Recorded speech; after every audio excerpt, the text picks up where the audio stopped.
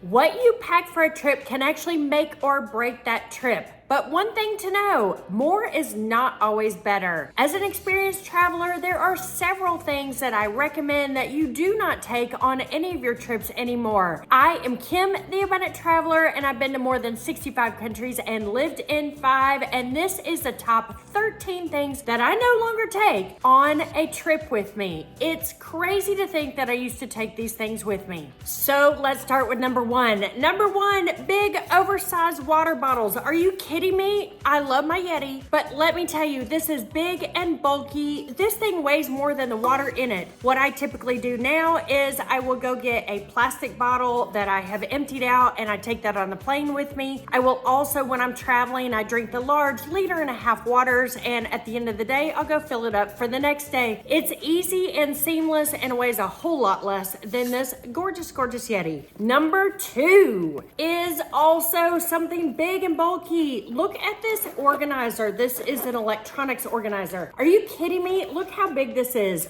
Don't bring those big pill boxes, those big organizers, those big jewelry boxes. They just take up so much space and they're not efficient. So instead of those big bulky cases, what do I take? I take these tiny Ziploc bags. These are amazing. I put my jewelry in them. I put my supplements in them.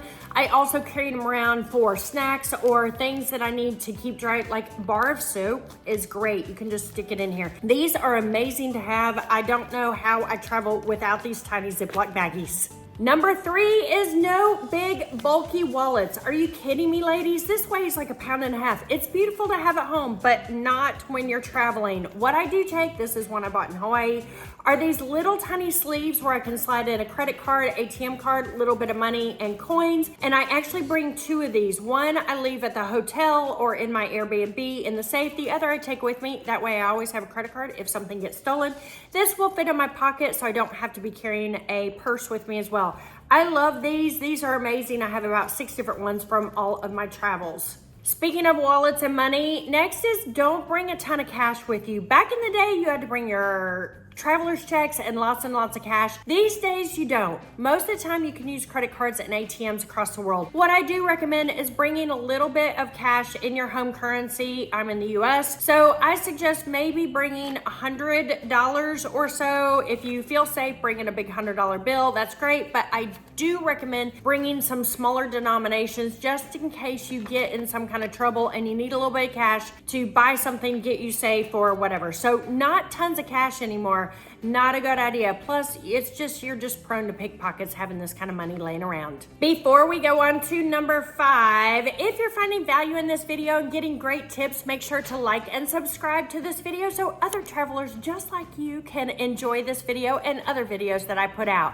So, number 5, no big bulky luggage. Are you kidding me? Go carry on if you can. No more gigantic suitcases. They're so hard to pull on cobblestone roads. They're so hard to carry up sets of stairs. They're hard to get on trains, planes, and automobiles. So if you can, go carry on, and I promise you can. What I do recommend is a carry-on, and then I recommend a small day pack or a sling, and also something that has the strap that can go over the handle of your carry-on. That way you can be hands-free and also weight-free. It's amazing. Small carry-on and a small day pack. That is the way to go these days. The next thing is going to save you lots of money so you can eat, drink, and shop even more. This is stop using your expensive data plan on your phone when you travel. I have AT&T. I pay $10 a day when I'm traveling overseas. What you need to do is get an eSIM. An eSIM is a great way to be able to get data, be able to talk and text anywhere at a much less expensive cost than your regular service. Go to the description below. I have left the link to my favorite eSIM down there.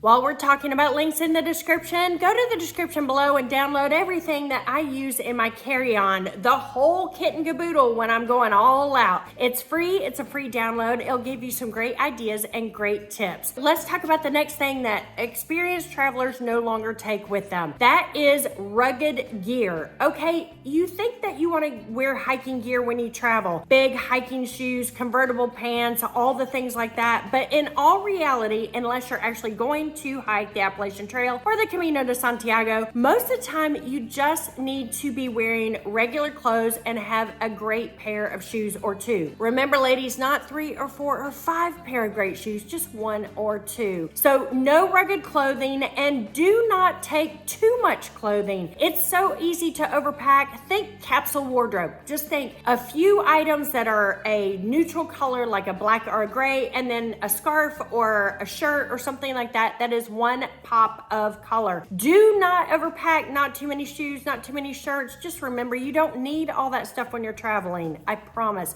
All you have to do is take little sachets of clothes washing soap, and you can do it in the sink. So I promise, back to going carry-on only. Carry-on only, you can do it, I promise. Since we're talking about not overpacking and capsule wardrobes, let's talk about do not bring fancy clothing. Ladies and gentlemen, you do not need super fancy clothing when you're traveling. All you have to do is do basic black and you are good to go. Remember, you just have that pretty scarf and that's it, or some little cravat for the gentleman, and you will be good to go basically in any restaurant or event. You do not need all that fancy clothing. Also, nothing fancy, not expensive jewelry or fancy jewelry, high-end watches. That just makes you a target for pickpockets. It makes you look like you are a tourist, and it is just not advisable to be traveling with fancy jewelry. 1, it can get stolen out of your luggage. 2, you can get pickpocketed or robbed. 3, if you leave it in the hotel, unfortunately it might get stolen. So don't even bother. If you do want to wear a wedding band, go buy a cheap one. Ladies, I wouldn't wear those big, fancy, expensive engagement rings either. I wouldn't even wear fake diamond earrings. You still look like a target because pickpockets are usually not the smartest people, and they don't know the difference between fake diamond earrings and real diamond earrings. So again, no fancy clothes and no expensive fancy jewelry. The next thing is something that experienced travelers never do, and that is no cheap stuff. Low quality and cheaply made things. Yeah, it's great to buy things on Amazon, but don't go buy the 3-ounce or 100 ml bottles that are the cheapest, because guess what? They're gonna leak. Also, pick a good quality suitcase to take with you. It's gonna be thrown around on trains, planes, and automobiles, and you don't want your zipper breaking or the handle breaking. Make sure that your toiletry bag is good quality. Now, none of these things have to be super expensive. Just make sure that you're buying quality equipment instead of buying the cheapest thing that's available to you. The next thing that expert travelers don't do, they don't bring full-size toiletries. They bring things like this. These are the 311, again, good quality. This will hold creams, etc. These are both fantastic options. You do not need to bring full-size toiletries. And to be honest, most hotels, Airbnbs also have shampoo and soap there. So sometimes you don't have to bring anything with you at all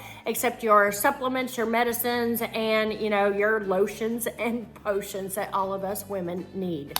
Something that we definitely do not need to bring are hair dryers. They're big, they're bulky, they're cumbersome, and they weigh a lot. And to be honest, ladies, I know we want to bring our favorite hair dryers, but we don't have to. Most Airbnbs and hotels have hair dryers just like they have soaps and shampoos. So don't bring that hair dryer. Plus, most countries that you go to that you have to change the voltage, you're gonna blow up your hair dryer anyway, so it's not even worth bringing it. The final thing that experienced travelers know not to pack are those what ifs. This is number 13. What if this is gonna happen? What if it's gonna rain?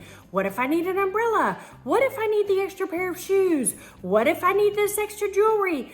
You do not need all of these what ifs and all of this extra stuff. Most of the places that you're going to be going to will have department stores, pharmacies, etc. So do not pack that, that last minute, that last second that you're there and you're like, oh, I'm just gonna throw in these 16 things just in case.